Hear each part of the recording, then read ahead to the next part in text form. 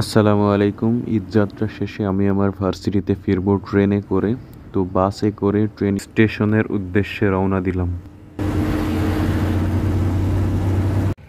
অবশেষে পৌঁছে গেলাম ভেড়ামারা স্টেশনে, যেটি মূলত হার্ডিংস ব্রিজের দক্ষিণ পূর্ব পাশে অবস্থিত রেলওয়ে স্টেশন।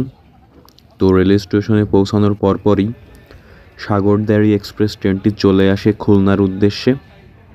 তো আমি এই ট্রেনে যাব না, আমি যাব এর পরবর্তী ট্রেন মধুমতি এক্সপ্রেসে। ততক্ষণ পর্যন্ত আমাকে এখানে অপেক্ষা করতে হবে।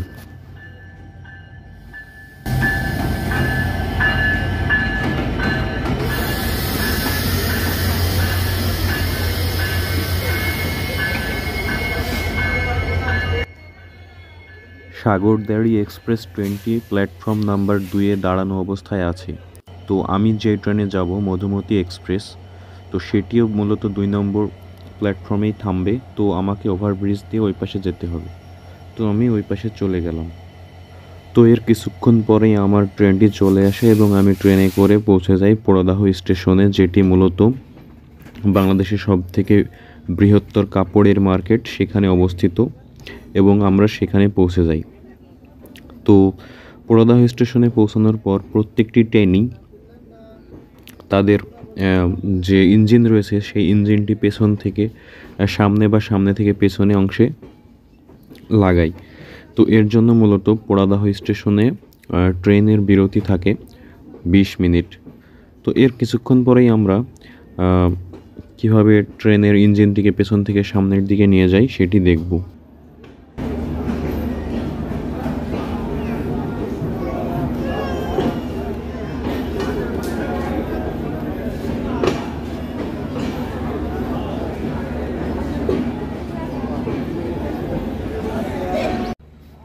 এখন আপনারা দেখতে পাচ্ছেন কিভাবে ট্রেনের ইঞ্জিনটি পেছন থেকে অথবা সামনে থেকে যে কোনো একটি অংশে খুলে আর এক পার্শ্বে নিয়ে যায় এবং সেখানে একটার সাথে আরেকটিকে কানেক্ট করে দেওয়া হয়।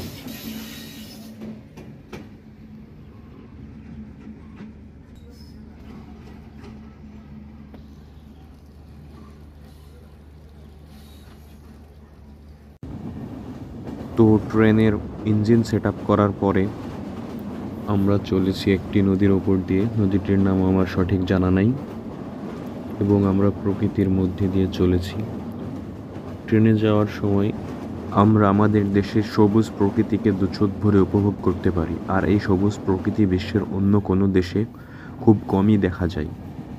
তো এর পরবর্তী সময়ে আমাদের ট্রেনটি ঠিক কত জোরে চলছে সেটি পরীক্ষা করার জন্য আমি গুগল ম্যাপ ইউজ করি এবং দেখি আমাদের ট্রেনটি ঘন্টায় 72 কিলোমিটার বেগে চলছে। গতিটি আছে মোটামুটি অনেক বেশি। তো যাই হোক, এরপরে আমরা বিস্তীর্ণ সবুজ মাঠ পেরিয়ে পৌঁছে যাই রাজবাড়ী স্টেশনে। তো সেখান থেকে যাত্রী নামিয়ে এবার যাত্রী উঠিয়ে আবার চলে ট্রেন তার নিজস্ব গন্তব্যে।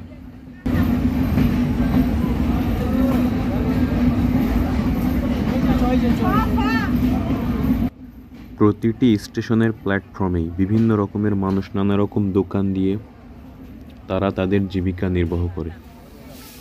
তো এর মধ্যেই আমি একজন ডাবওয়ালাকে দেখি, যিনি ডাব বিক্রি করে তার জীবিকা নির্বাহ করে। তো যাই হোক, আমি যে ট্রেনে যাচ্ছিলাম সেই ট্রেনে যাত্রীর প্রচণ্ড ভিড় ছিল। আপনারা নিজের চোখেই দেখতে পাচ্ছেন কি পরিমাণ যাত্রীর ভিড়। তো এরপরে আপনারা উপভোগ করতে থাকুন বাংলাদেশের সুন্দর প্রাকৃতিক দৃশ্য। এই দৃশ্য দেখলে যে কারো মন ভরে যায়।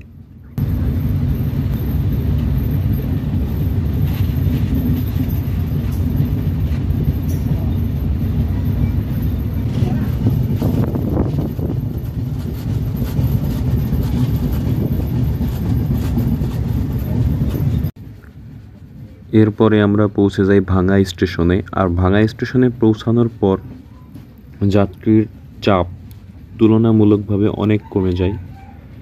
ট্রেনে আর ভিড় থাকে না। এই বড় বড় যন্ত্রগুলো কী কাজে লাগে আমার জানা নাই।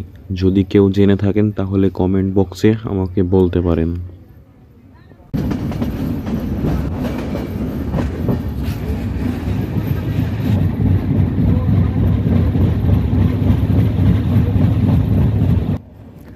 এরপরে আমরা পৌঁছে যাই পদ্মা সেতুর টোল প্লাজার কাছে।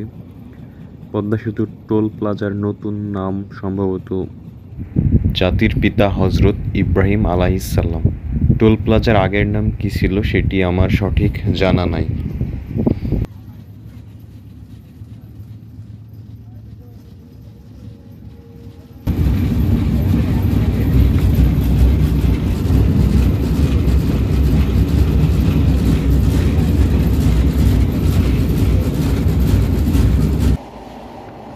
তো এরপরেই আমরা পদ্মা সেতুর উপরে উঠে চলে আসি এবং আমি পদ্মা সেতুতে ওঠার পরেও ট্রেনের স্পিড চেক করব এবং দেখব ট্রেন পদ্মা সেতুর উপরে কত কিলোমিটার বেগে রান করে। তো দেখেন আমরা এখন বর্তমানে পদ্মা সেতুর উপরেই রয়েছি। এরপরেই আমরা চলে আসি পদ্মা সেতুর যে বড় বড় স্প্যান রয়েছে সেই স্প্যানগুলোর ওপর। স্প্যানগুলো আপনারা দেখতেই পাচ্ছেন। এগুলো কি দ্বারা তৈরি আমি নিজেও জানি না, আপনাদের যদি কারো জানা থাকে তাহলে আমাকে জানিয়ে দিন। নদীর পানি অনেকাংশেই কমে গেছে বা শুকিয়ে গেছে। বর্তমানে চৈত্র মাস, সামনে বর্ষা মরশুমে হয়তো বা আবার টইটম্বুর হয়ে উঠবে আমাদের এই পদ্মা নদী। তো এর কিছুক্ষণ পরেই আমরা আমাদের ট্রেনের স্পিড চেক করব, আপনারা সাথেই থাকুন সেটি দেখতে হলে।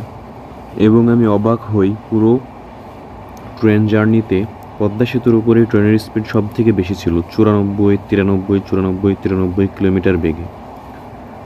অন্য কোথাও এত স্পিড ট্রেন তুলতে পারেনি। অর্থাৎ রাজশাহী টু ঢাকা যে রুট আছে সেই রুটে পদ্মা সেতুর উপরে ট্রেন সর্বোচ্চ গতিবেগে চলে। এটি পুরো অবাক করা বিষয়।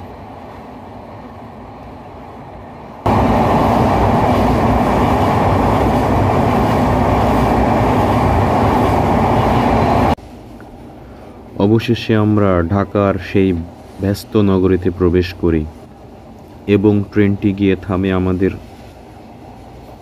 সব থেকে বিখ্যাত যে কমলাপুর রেল স্টেশন, সেই রেলওয়ে স্টেশনে।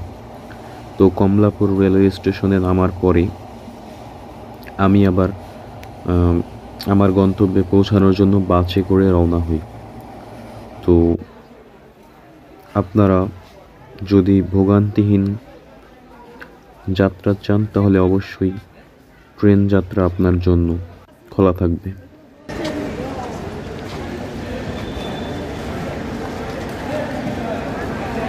অল্প সময়।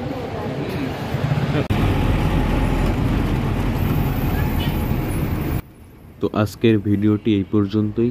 যদি ভিডিওটি ভালো লাগে তাহলে অবশ্যই চ্যানেলটিকে সাবস্ক্রাইব করবেন এবং পাশে থাকবেন।